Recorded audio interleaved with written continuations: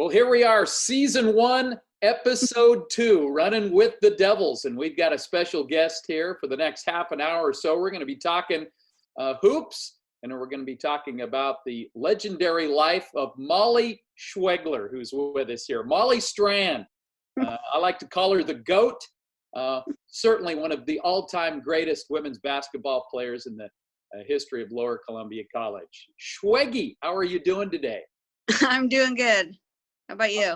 I'm doing well. You know, we're all stuck at home right now, so we're taking the opportunity to talk to some of our greats of the past and some of our current players and coaches. And I had you right at the top of the list. And Of course. yeah. Well, first of all, Mollee, what are you doing these days? I know you're working in law enforcement. Tell the fans out there what's going on with Mollee Schwegler Strand these days. Oh, yep. I am currently working at Cowlitz County Jail. And then just really busy at home with, me and Tyson bought a house in Longview, and so busy with that. And then, of course, the two little ones. Beckham is 4.5 and Sutton is 1.5 years. So busy. Oh, man. Well, hey, those kids are going to be thrown into basketball, I'm pretty sure, one of these days. How about Beckham's? He got any ball handling skills yet? Oh, there he is right there. Hey, Beckham? Wow, he's a horse. What's going on? You guys got stick drills going on and everything already? Beckham's really into bat and ball is what he calls it. He likes to play baseball. So, and he was supposed to play t-ball this year, but of course, he likes soccer too, he said. But of course, yeah, obviously the COVID put a halt to the t-ball. So maybe next year. Hey, he gets a redshirt year. Let's call it that. So, well, being over at the jail, you were a kind of a semi-lockdown defender in your hoop days there. Any of that helping out? Oh, thank you. Yeah, I think obviously playing sports is translating well to the workforce, especially law enforcement. So. Well, I probably don't need to go down all of your list of accomplishments, not only at LCC, but at Rainier and Oregon State. But as folks know, just an incredible career you had. And of course, all those AAU years that you had with your dad coaching you, and then of course at Rainier, the dream season, going undefeated, state championship, and getting right back there close your senior year, and not only playing basketball, but gosh, what'd you play? Softball, soccer, place kicker, caught a touchdown pass in football, homecoming queen. Good Lord. What didn't you do at Rainier? Well, there were so many sports there, and I almost covered them all. But there's probably a couple you didn't get in there, but and then of course after LCC, at the time when you left, you were the all-time leading scorer, and another Rainier kid came in and beat your record. So I guess if your record was going to get beat, it would be great that it was to Kaylee Knox, right? Yep, and that's what I told her. I wouldn't have wanted anybody else to do it, and I wasn't surprised just with how competitive she is. So, oh, what a shooter! Incredible player, really.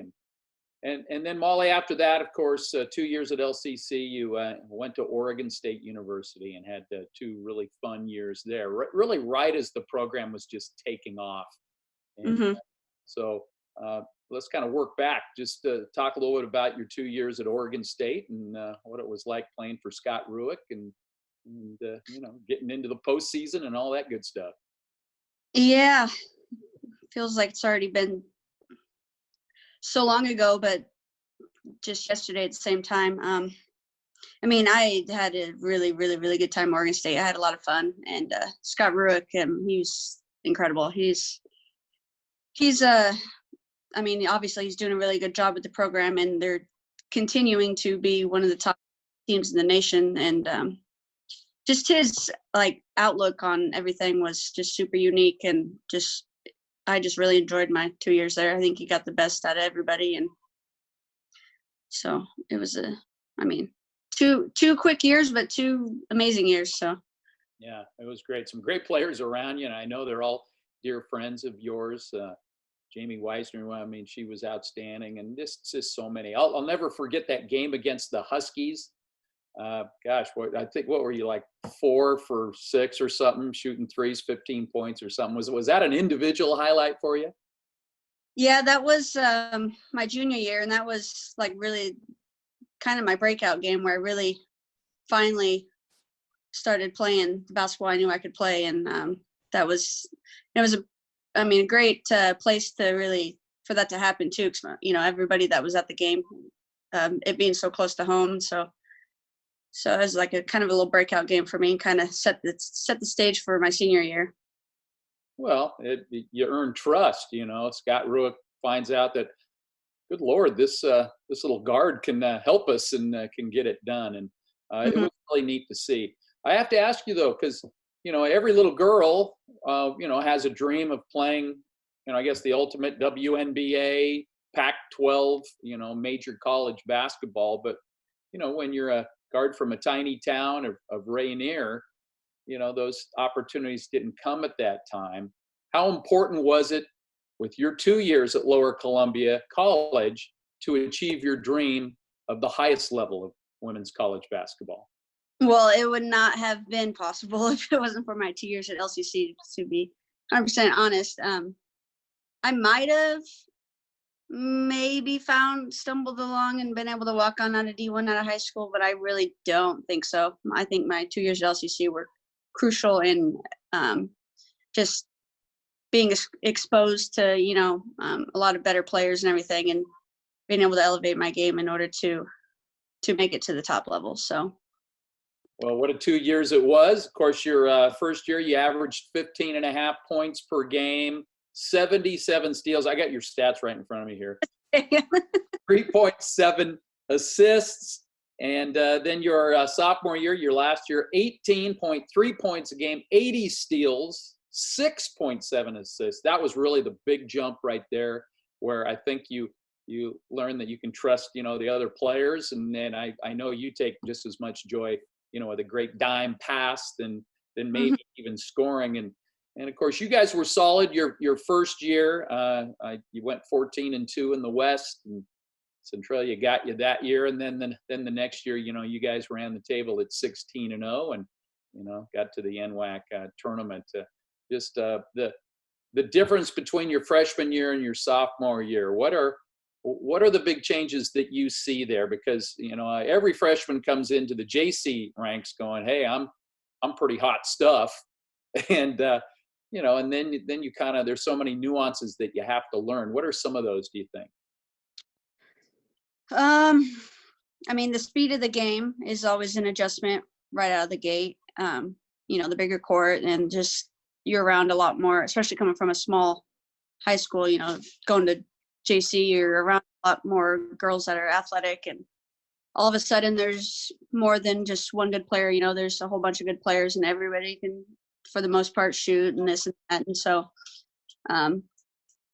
just finding what you're good at and how you fit in. And I remember it was about halfway through league my freshman year is when it really all kind of just clicked for me, and I just stopped overthinking things, and really had the confidence to just go out there and play my game. And that's when it really started to click for me. And then, of course, sophomore year, Coach Matters did a great job of recruiting and getting a lot of pieces around me to where we were really a much more overall better team. And so I had a lot of support and everything that year. So sorry, my dad's dog is trying to get on my lap. Oh, hey, we're in beautiful Delana. I mean, that's what happens. Animals come through the picture all the time there up there. Yeah. Delana. You were so fun to watch, and I know I can speak for all the fans that came to the games. I mean, it was a scene to watch you not only score, but to, as I mentioned, pass the ball. And I was trying to think of some of the players that I think there were 3 other players that were there both years with you, and correct me if I'm not wrong, but Eva Everett, obviously Evie, would be one of those. Lacey Seidel, it certainly seems like, you know, you guys were together a couple of years. And then was Chardonnay Mortimer with you 2 years too? Yep, it was us four. Yeah. And do you keep in touch with those kids at all? Periodically. It's been a little bit since I've really talked to any of them, but you know, with social media and everything, you just kind of bits and pieces here and there, you kind of keep up with what they're doing and all that. So, but I mean, I know I could, if I ran into any of them, you know, tomorrow or something, we would just hit the ground running. We wouldn't miss a beat. We'd have a good time. Absolutely. Well, I'm thinking back to your first year, because I can't imagine a more athletic guard combo than Marla Oldstedt and Mollee Schwegler. I mean, she was pretty good, wasn't she? Yeah, Marla was a good teammate. The Coapa League, the old Coapa League, I guess, back in the day, the old Coasties, as you say, because I know you probably played against her a lot. You know, I was looking at the rosters and all of these names here, and Jade Hawes. I mean, there was a lot of athletic players, you know, on that team. I mean, Jade at the time might have been the most athletic like teammate that I had ever had. Like, yeah, Jade was phenomenal. I mean, she would make plays and get to the 10, and you just go, "Oh my God, what?" She was even. I think she even surprised herself a lot of times too. Right. I'm looking at the roster: Jordan Markser, Brittany Welch, Cassie Coring, Sadie Salty. Never a dull moment with Sadie Salty, and Natasha Chrisman, Sabrina Stanley. The Stanley team was a little better next year, but that first year there at LCC, I mean, there were some characters on that squad. Yeah, we had some players, that's for sure. Well, players and characters. And I know you don't want to probably say any of the really good stories there, but tell me the story about that year where at Michael Bus Gym, and we're playing Highline. It's a close game, and you go down the lane. You know what story I'm talking about. You go down the middle of the floor, and you pass over to Salty. Yeah, explain that to us. What happened there? Oh, you could probably tell it better than I can, but from what I remember is I drove down the lane. I think it was a close game. I don't know. It was always a close game with Highline. For whatever reason, they just always hung around. Right. So from what I remember is I was driving down the lane, and I went up for a shot, like a layup, and they had called the foul, but at the last second I had like kind of wrapped the ball around the defender and passed it out to Sadie out short corner, and she shot it after the whistle, and it went in. And the refs, I don't know how, 3 of them on the court, none of them managed to see that I passed it, but they counted the basket as if I shot it, so I got an and one on a shot I didn't even shoot.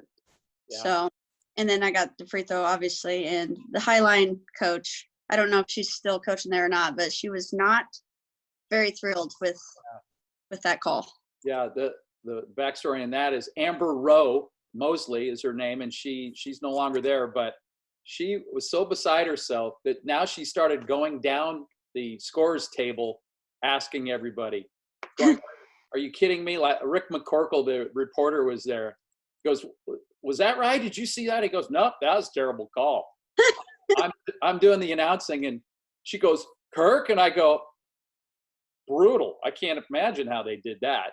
She goes all the way down. Carol Carlson, the late great Carol Carlson, our stat person, she just goes, "No, that was terrible," and then goes to Rick Boudreau, who at the time was our scorekeeper, and goes, "Booty," and he goes, "Worst call in the history of basketball." So she goes, "Well, okay." Well, and then she just kind of settled down, because I guess everybody in the gym thought that was a terrible call. I thought it was a great play, and only Mollee Schwegler would be able to get a point out of a shot that she didn't shoot, an and one. So that's how you work.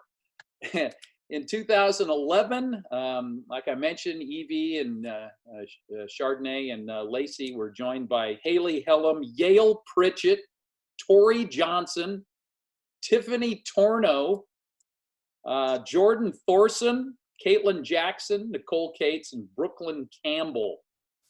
That was an interesting mix on that team also. Yeah. We had some, I mean, it was a good team too. And, oh, hush. Yeah, a lot of nice people. And some good shooters too. Yeah. All right, just show us the dog so we can get this out of the way. Let's have Let it. her outside. Okay. Actually, my mom's dog, but We're talking with Red Devil great Mollee Schwegler, who let the dogs out. Mollee did just now, and so it's great to catch up with her here. You guys go to the NWAC tournament both years. They were over in the hockey barn over there in Kennewick, and tell me the story about. I think it was your sophomore year, and I'm not sure. I think it was against Mount Hood maybe, and it was the you got to win to stay alive deal. Was that the game of which you took the shot with, what was there, like, I don't know, the time was winding down. It was almost at the buzzer, and you shot it, made it, and then the whistle, and Chad Metters had called timeout right before you took the shot. yeah, that was my freshman year. Chad loves that story. Yeah, it was, I came across half court and I just took a couple dribbles and I let it fly from pretty deep, and Chad had called timeout right before I shot it, and of course it went in. I don't remember if it put us up 1 or if it tied it. I don't remember the score, but yeah, I know that he was kicking himself for that. He should have just, So instead of calling timeout to talk about it, he should have just pulled the Phil Jackson and just let us see what we could before the defense could set something up, but hey, it is what it is. I mean, let the players play. yeah. No, a lot of coaches have done that over the years. Do you remember what happened on the set piece after the timeout? He drew up a play, and see, I had a chance to do it again. I got the ball in the corner. Somebody had passed it to me in the corner, 4-3, but I didn't make it. So, yeah. Well, Coach Metters and you, I know you're great friends, and you knew him a little bit prior to coming to Lower Columbia. Talk a little bit about your recruitment at LCC, because I even remember being involved in that. I remember one time Metters goes, "Hey, we're going over to Rainier to watch a basketball game at night," and I go, "Well, why am I doing that?" So he was trying to get as many people there in the stands, making sure that you saw the love. Talk about your recruitment to LCC. Well, let's see.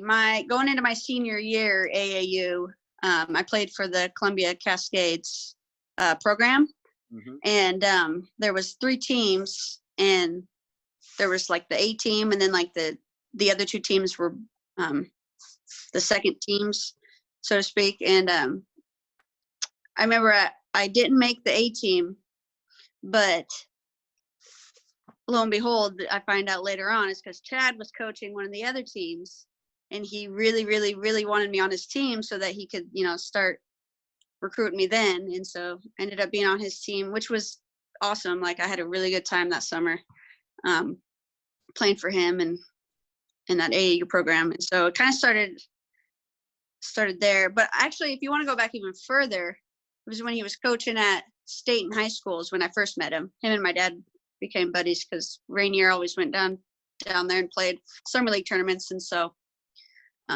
that's kind of when it all started, getting to know Chad. But then fast forward, and then yeah, I don't know how many games you guys ended up coming to my senior year. But I remember like that I just kind of decided one day, I'm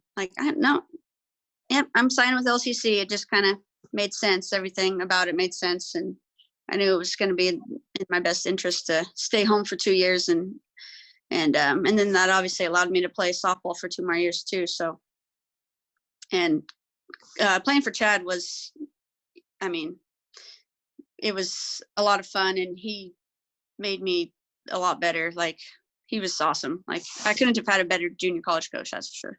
Oh yeah. So. There's no doubt about it. Good old Medi having success down in Eugene. Gosh, he took his team to the Nationals and they got robbed by the virus, but what a great turnaround. Yeah, he actually texted me a couple weeks ago. I didn't talk to him in quite a while, but he texted me a picture of a player that signed with Wyoming, and apparently she was listed at 5'8", and he said in the text, "Is she really 5'8"? Because I don't know if you remember that Wyoming came to Lower Columbia to watch me play, and Chad had told them I was 5'7", and that was a bit of a stretch there, but yeah, just a little bit of a stretch, except that, hey, well, is that all you recruit on? And that was one of their things. They had to be 5'7", so. Well, that's why they're Wyoming and Oregon State's Oregon State. Yeah, I mean, worked out for a reason. Yeah. Yeah, for sure. You mentioned softball. We haven't even touched on that yet. All the things you did at Rainier, and you still had a little softball in you, and you're a pretty good player at LCC. What are some of the great memories you had playing Red Devil softball? We were good. I mean, softball was fun. We were good. My freshman year, I feel like we kind of got robbed because I don't know if you recall, but that was the year where it just, at the NWAC tournament, it just rained and rained and rained, and they turned it into a single elimination tournament. And we lost in the semis to Mount Hood. And so we didn't get a second chance to come through the losers bracket because of all that. But we were good that year. My sophomore year, we were good, but not as good. But I had a lot of fun. I really am glad that I played softball as well. And Tim Mackin was just great. Another bunch of great stories there with that being around that guy as well, I'm sure. Yeah. Yeah, it's fun. Now, how did it come about that Oregon State needed some help on their softball team and they recruited you to do a little of that? Yeah. Apparently they were needing some extra bodies, and this was my senior year, and their I don't know if it was their assistant coach or somebody did some digging, and because I know before me, they had looked at soccer players and stuff before to try to jump on the team, and apparently one of their coaches did some digging and saw in my bio that I played softball in junior college, and so they immediately asked. I think they got a hold of my coaches first and asked about me, and then once basketball was done, they were like, "Okay, yep, we want you. You come to play or what?" And it was like, heck yeah, why not? So, and that was a lot of fun too. We ended up going to the tournament, the NCAA tournament in softball. The regionals is where they have the little 14 bracket. And we went out to Missouri and played out there. So. Yeah. Well, they should have used you more. They were using you more as a pinch runner, I think. But yeah, they were. But we had some good players. We were pretty good. Yeah. I think if I'd have had a second year at softball, then I might have. But I graduated and moved on. Yeah. Well, Mollee, if this pandemic was going on right now when you were a college player, how crazy would you be going? Because you always loved to be in the gym and doing that. That's crossed my mind. I'm so glad I'm not. I feel so bad for some of the college players and high schoolers and all that. They didn't get their spring season, and it still blows my mind that they canceled the NCAA tournament.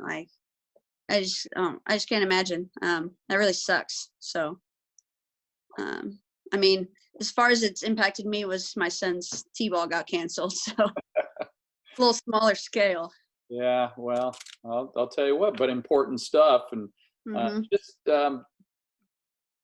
mean, you're the consummate lover of basketball and sports, and now you've got the most important role, and that's wife and mother. Are you just having a ball with these two kids? Yeah, they're lots of fun. They're awesome. They are busy boys, but it's a lot of fun, and it just keeps getting funner. Yeah. Or more fun. Now, behind you, it looks like beautiful downtown Delana back there. There it is. Wow. That's that's where your wedding was, right back there, isn't it? Yeah. Yep, it's a dog park now. Yeah. It's the dog park.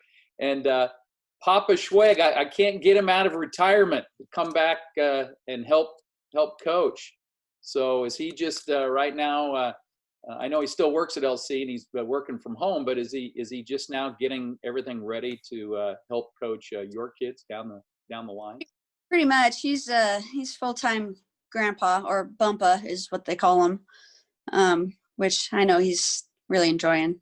You know, they do a lot of things together, him and the boys. So. Oh yeah, I can imagine him being best grandpa ever, Mm-hmm. or Bumpa. And your mom's doing good, sister. How's Bada Schweg doing? I haven't seen her in a while. She's doing good. She just moved back from Arizona a few months back. She's here right now. She's watching my boys while I do this, but she's good. She's living in Rainier and working as a vet tech, and so she's good. And my brother and his wife are living in Rainier, and they're about to get ready to have their second kid. So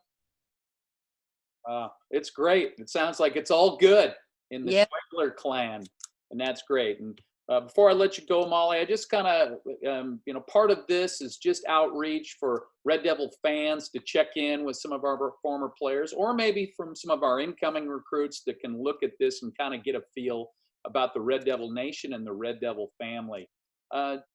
Just your take on, how LCC impacted your life. Yep, that it did. It was a very important 2 years, very vital for my education and for my athletics career. So it's hard saying. I don't even like to think about where I would have went if I didn't go to LCC, like what school I would have went to or anything, because it just all worked out so perfectly for me. So. Well, you're a legend. You're a legend. If you go into Michael Bus Gym, you see the big banner right up there in the gym. They even have you down the hallway by the training room down there. Your impact was immense. There's no doubt about it. I like to call you the GOAT because you were certainly great at LCC. And I am really happy to hear that everything's going good. So say hi to everybody and the family, and hopefully we'll see you soon in person, so we can actually stand closer than 6 feet together and Yeah. relive the old days. Yeah, thanks for thinking of me. You bet. Mollee, we will talk to you soon. Thank you so much for being on our second Red Devil Running with the Red Devils podcast. Everybody will have more guests coming up as we go along, and from my house in Longview and from downtown Delana, we're done here.